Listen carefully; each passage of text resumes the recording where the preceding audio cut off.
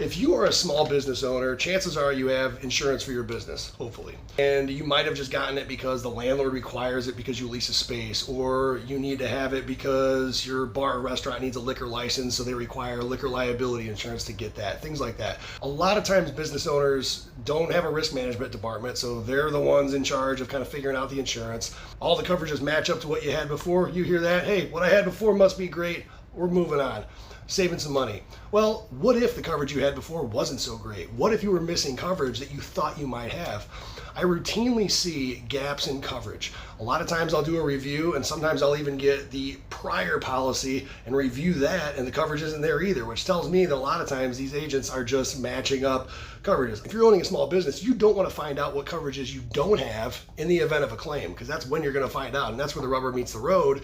Is that's not the time to find out you have inadequate insurance. There's a lot of coverages like ordinance or law coverage, EPLI, employment practices liability, cyber liability, hired and non-owned auto, spoilage, equipment breakdown, utility service interruption. The list goes on. These are important coverages that don't always come standard on a policy. You have to have them added. So if your agent isn't able to do that for you or bring that up or have a discussion with you, it's probably a bad deal with the agent. So a good agent should be able to bring up coverages that you might need or might find value in and say, hey, here's what this is going to cost. If you'd like to add it, here's what it does, and leave it at that. And then it's up to you whether you want to have that coverage or not, but at least you're making an educated decision on whether you want to self-insure.